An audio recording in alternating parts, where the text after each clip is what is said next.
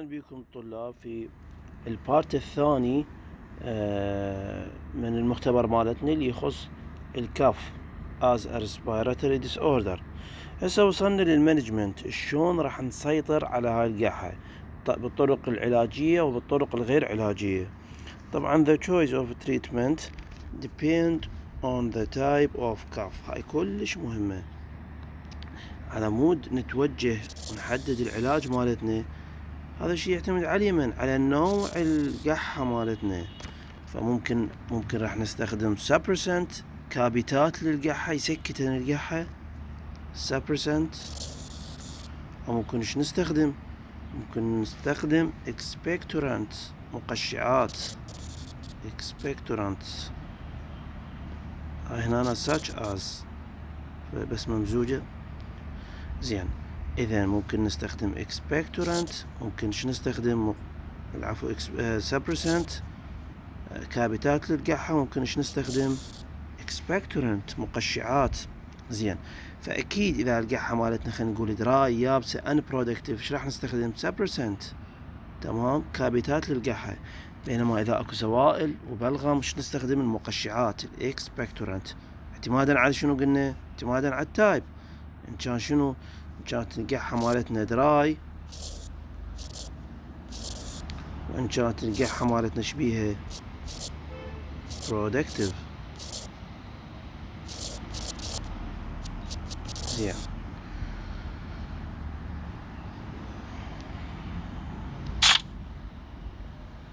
فعندك هنا يقول لك ال productive cough should not be treated with suppressant cough suppressant.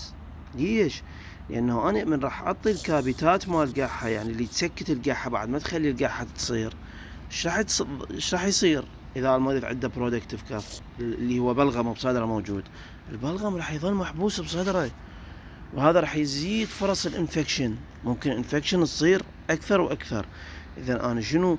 أنا ما أعطي سبرسنت إذا المريض عنده بلغم بصدره، إلا إذا كانت القحة مالته شنية دراي أعطيه سبرسنت. وهنا because the result is the retention of mucus in the lung، وبالتالي شي يصير عندنا infection. إذا أنا ما أعطي سبرسنت إلا في بيا حالة إذا كان الكاف عندي شنو؟ دراي، تمام. زين، هسه خلينا نجي نشوف الطرق اللي نسيطر بها على الكاف. اولا طرق شنو؟ هاي الطرق الغير علاجية non pharmacological therapy. وبعدين شنو راح ناخذ بي اللي هو شنو؟ اللي هنا راح نستخدم دواء. زين، خلينا نشوف ايش وقت ما نستخدم دواء. في حالة القحة كانت بسيطة ممكن نستخدم بخار جذرية نخلي بيها مي، يعني نستنشق البخار. This can be useful في حالة إذا كان الكاف مالتنا شبيه ببلغم productive cough. البخار ايش راح يساعد؟ liquefy، تمام، liquefy the lung secretions and patients find the warm moist are comforting. راح يحس القحة مالته كانت تجرح صدره عبالك، راح يصير بيه، راح شي يحسها سموث، تكون ناعمة وخفيفة. ليش؟ لأنه البخار رطب الأغشية المخاطية مال صدره. A preparation such as منثول، ممكن نخلي منثول، كالبتوز ممكن نخلي ويا المي، بحيث البخار يكون كلش أفضل وأحسن مالته المفعول. زين، ممكن نخلي مرات أكو يخلون مادة يعني مثل المنثول، ملعقة شاي من زيت المنثول ممكن تكون كلش كافية، يسعد لنا البخار وكأنما نعناع يفوت وين؟ بالصدر وتترطب المنطقة كليتها. زين، ممكن فلويد انتيك، ماما اشرب شغلة حارة، ماما اخذ لك بابنك، ماما تشرب مي بارد، ها كلها سامعين بيها.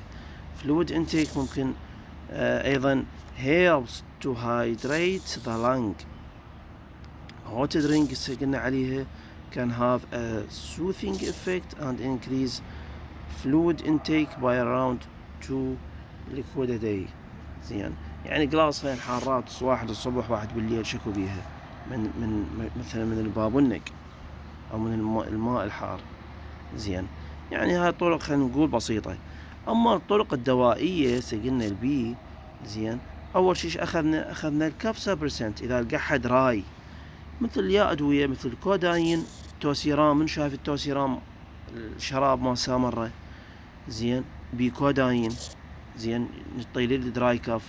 وبعد ايش عندنا ديكستروميثورفان ايضا يشتغل از كاف سبرسنت، كابت للقحة، ايضا هم يفيد. طبعا الكوداين بيه اعراض جانبية هواي، ممكن امساك يسبب، ممكن ادمان يسبب، فاحنا نرجع للاقل اعراض اللي هو من هو الديكستروميثورفان اللي هو السيديلار. اكيد سامعين بالسيديلار. زين، هم شراب مشهور مال قحة مال سامرة وغيره اكو. زين،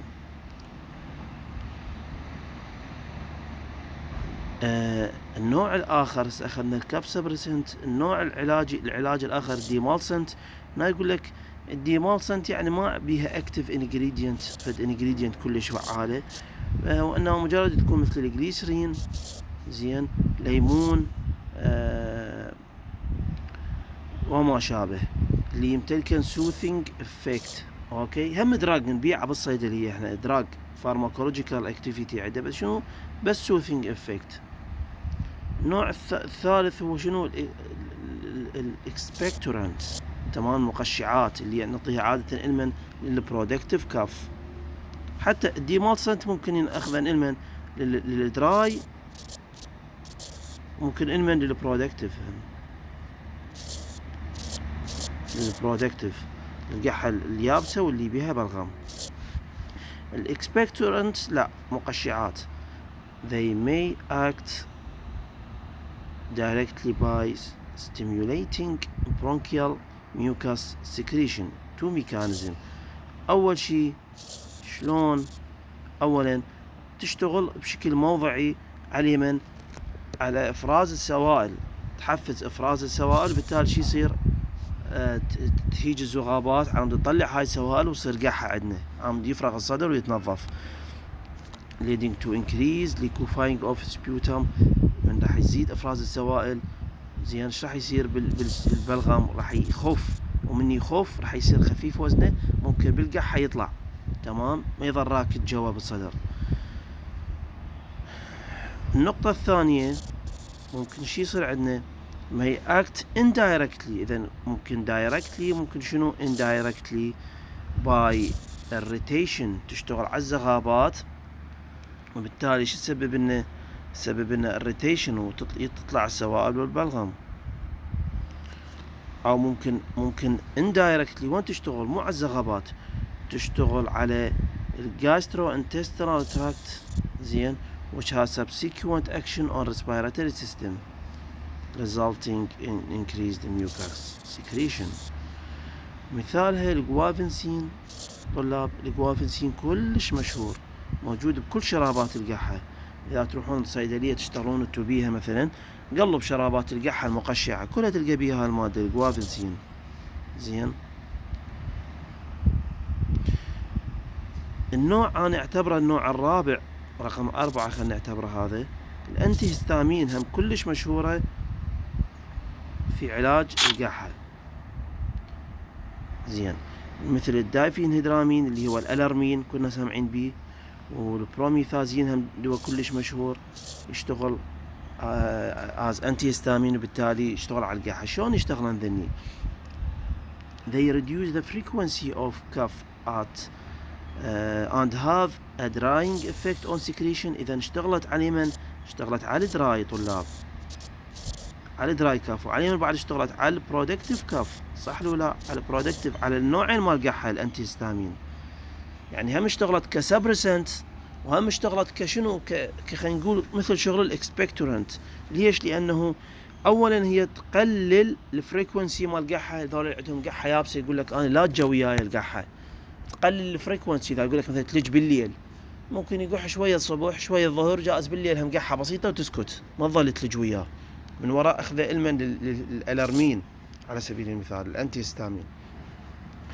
وممكن شنو ممكن عندها تأثير انه تسوي دراينج افكت على اليمن على السكريشن على البلغم، وبالتالي اشتغلت على اليمن على البرودكتيف كاف. بس مشكلتها تسبب نعاس. اكيد اذا اللي ياخذ الارمين من عندنا يمكن يوم يظل نايم، نحول ونعاس. زين، فدائما ما تشوف ذني الانتي هستامين ممكن وحدهن بالدواء، او ممكن شنو بكومبينيشن، يعني مش شراب القحة نلقى بيه دايفين هيدرامين ومركبات اخرى، على شنو ناخذ مفعول حلو. اكو شو يصير عندهم سليب ديس اوردر من وراء القحة، تشلب القحة وياه بالليل، فمن نعطيه هذا الشراب اللي هم يشتغل مثلا على القحة وهم بألرمين انتي هستامين يسبب له نعاس، راح يساعده على النوم، وبالتالي ايضا هم يقلل القحة. اذا نلقاها دائما وين بالكومبينيشن.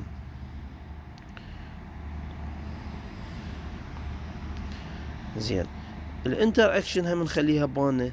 الانتر اكشن مرات اكو ادويه مثل الفينوثيازين، مثل الترايسايكليك انتي ديبرسنت، ذني ايضا يسبب النعاس، يشتغلن على الامراض النفسيه، ذني ايضا يسبب النعاس. فاذا المريض اللي عنده قحه ياخذ ذني وانت تعطيه الالرمين الانتي هستامين اللي ايضا يسبب، قلنا شنو يسبب؟ الدروزنز، اثنيناتهم راح يسبب النعاس، وبالتالي احتمال تصير عنده مشاكل، احتمال يصير عنده ثقل بالدماغ. فلازم احنا نعرف انه المريض ياخذ هيك ادويه مثل الفينوثيازين او اي دواء يسبب نعاس قبل ما نعطي الالرمين. زين، النوع الاخر من الادويه اللي هو سيمباثوميميتكس اللي تشتغل شغل الادرينالين. زين، مثل السيدو افيدرين نلقاها بالبنادول الاصفر، الفينولفرين نلقاه ايضا بالبنادول الاصفر.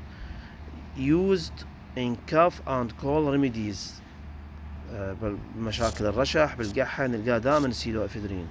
ليش؟ لانه يشتغل ايضا موسع للقصبة الهوائية، ويشتغل مزيل للاحتقان، تمام، ديكونجستنت،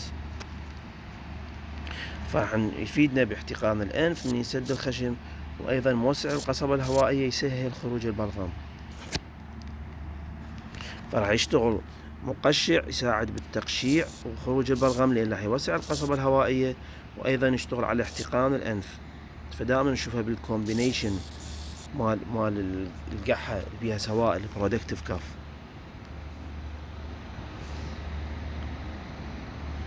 زين، المريض اللي عنده ضغط، احنا ايش قلنا السيمباثوميميتكس هي الادويه اللي تشتغل مثل شغل الادرينالين. الادرينالين نعرف بيرفع الضغط، فالمريض عادي اللي عنده مشاكل بالقلب، اللي عنده ضغط، ما نعطيه ادويه بيها سيدو افيدرين، تمام، خاف ترفع ضغطه، تجنبوا هذا الشيء. عنده مشاكل هايبرتنشن، اللي عنده مشاكل بالغده الدرقيه، زين، اللي عنده مشاكل بالقلب، ما نعطيه شنو الادويه اللي بيها سيدو افيدرين. تمام. هنا اكو مرات يعني نوادر ما تصير، يقول لك ممكن يصير انتر اكشن، تفاعل بين دواء واخر مثل الفيناليزين، مثل الميكلوبيمايد، البيتا بلوكر. زين، مثل ما شفنا يعني اذا المريض ياخذ مثلا دواء على مود يعدل ضغطه، يرفع ضغطه، عنده هبوط بالضغط، وانت تعطيه سيدو افيدرين هم يرفع الضغط، فيصير انتر اكشن، فتتجنب هذا الشيء. زين، ثيوفيلين انذر دراج، شنو يشتغل؟ برونكو دايليتر، موسع قصبة هوائية. زين، المشكلة مالته هذا عنده لو ثيرابيوتيك ويندو، فعادة الطبيب يوصفه، هذا ابد ما نوصفه، الصيادلة ابد ما يوصفوه، يتجنبوه، لانه اذا شوي بس هنا يشتغل. اذا اعطينا جرعة عالية وين راح للتوكسيك افكت، واذا اعطينا جرعة قليلة وين راح يصير نو افكت، بس بهاي المنطقة راح يشتغل هذا. فالويندو مالته كلش صغيروني، هذا السبب اذا اعطينا جرعة عالية توكسيك افكت، اذا جرعة قليلة نو افكت. فالجرعة لازم تنحسب ورقة وقلم. فعادة ما يكون الطبيب هو اللي يكتب هذا الدواء، احنا ما نختص به، بس اريدكم تعرفون انه الثيوفيلين ممكن يكون توكسيك اذا بالجرعة الغلط، ودائما ما يكون يتفاعل مع باقي الادوية مثل السيمتيدين دواء المعدة، الاريثرومايسين اللي هو انتيبايوتيك، اذا صدفا اخذا ويا هذا الدواء اذا نسميه انزيم انديوسر، يحفزن الانزيمات الكبد. نعطي الثيوفيلين، يجي المريض يقول لك ما يشتغل عندي الدواء، بعدي مخنوق، ليش؟ لأنه ذني راح يحفزن إنزيمات الكبد على مود شنو يتأيض الثيوفيلين. ذني الإنزيمات يكسرن يأيضن الثيوفيلين، بالتالي ما يوصل للتركيز الفعال مالته. تمام. وشكرا جزيلا لكم طلاب، أتمنى افتهمتوا، وإن شاء الله نجيب لكم أدوية بالمختبر، وأسألكم هل هذا الدواء مقشع expectorant أم يشتغل as a suppressant. شكرا جزيلا لكم طلاب، وفي لقاء آخر في مختبر آخر إن شاء الله. دمتم سالمين.